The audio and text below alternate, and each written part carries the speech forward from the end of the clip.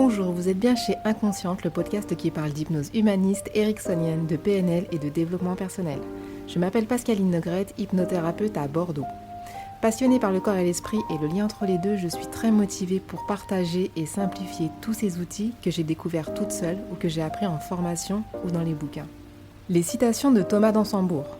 C'est une expérience à vivre, il n'y a pas de commentaire à en faire en fait. La violence résulte d'un manque de vocabulaire car l'individu ne sait pas décrire ce qu'il ressent. La CNV est un outil extraordinaire dont j'ai entendu parler il y a quelques années. Une amie avait suivi des stages d'initiation avec son compagnon et m'avait parlé rapidement du concept de la CNV. Internet a fait le reste, en surface, en tentant de résumer et de paraphraser les travaux de Marshall Rosenberg et de Thomas d'Ansembourg. La CNV est née dans les années 70. Marshall Rosenberg, son fondateur, est américain.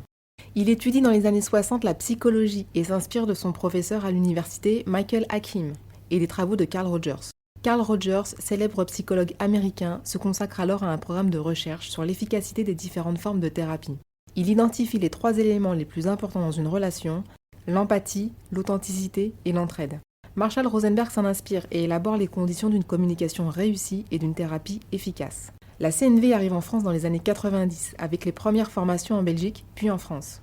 Va suivre le livre de Marshall Rosenberg, Les mots sont des fenêtres, ou bien ce sont des murs, écoulé à plus d'1 million d'exemplaires dans le monde et à 170 000 exemplaires en France. Thomas d'Ansembourg a écrit la première édition de Cessez d'être gentil, soyez vrai en 1990. Son livre a été vendu à plus d'1 million d'exemplaires en France. Dans le même temps, des formations en CNV sont mises à disposition dans des pays en conflit comme en Israël, Palestine, Serbie, Croatie, Russie, Sierra Leone, Rwanda et en Irlande.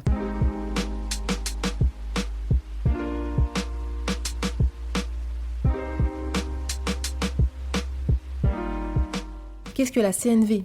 Un outil puissant au service de la paix et qui utilise le langage. Pas étonnant qu'en tant qu'hypnothérapeute, je m'intéresse à ce langage qui a permis de résoudre des conflits de grande envergure. La CNV est un concept, un processus qui repose sur la bienveillance et sur le prérequis que l'homme est un être de coopération. Avant de commencer les modules de formation, j'ai d'abord entendu parler de l'OSBD et du langage girafe-chacal, loin d'être suffisant mais néanmoins essentiel. L'OSBD, c'est le O pour observation, le S pour sentiment, le B pour besoin et le D pour demande. Marshall Rosenberg représentait les différents types de langage avec des marionnettes, une girafe pour la communication de l'empathie et un chacal qui représente le langage chargé de reproches.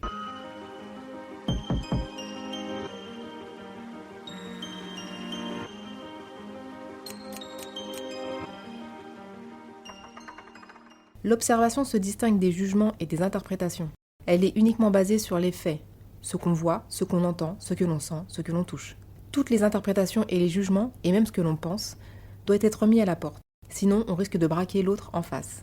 Exemple de langage chacal, ta chambre est tout le temps en bordel. Langage girafe, je suis arrivée et j'ai vu tes affaires sur le sol. Observer sans interpréter nous oblige à faire un pas de côté et à se débarrasser de nos croyances, tics de langage. Ce que l'on appelle aussi en PNL les violations de métamodèles. Les sentiments, à ne pas confondre avec les pensées.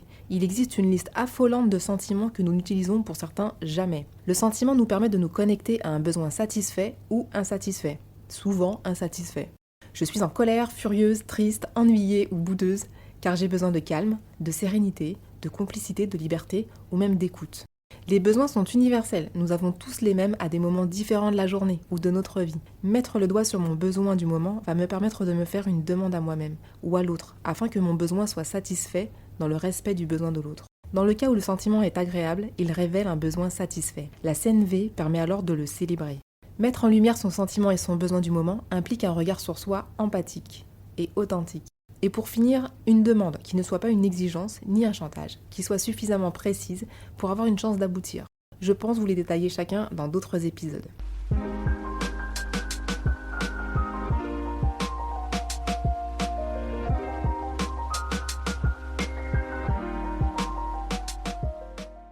En approchant la CNV en surface comme je l'ai fait pendant des années, je pensais qu'elle se limitait à l'expression des sentiments et des besoins. L'OSBD n'est qu'une partie du processus, la base, à comprendre et à manier pour un échange le plus fluide possible. Elle nous sert à entrer en dialogue, à remercier, à complimenter, à être empathique et auto-empathique. Accueillir en soi ses émotions, sentiments et besoins, qu'ils soient satisfaits ou insatisfaits, afin d'encourager l'autre à faire de même. Voilà pourquoi le mot gestion des émotions me fait bondir.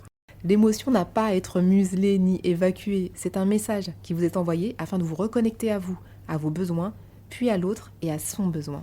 Je tiens à remercier Ken Kobzinski, formateur certifié CNVC, pour sa douceur incroyable qui me permet d'entrer dans le processus de la communication non violente avec l'auto-empathie nécessaire.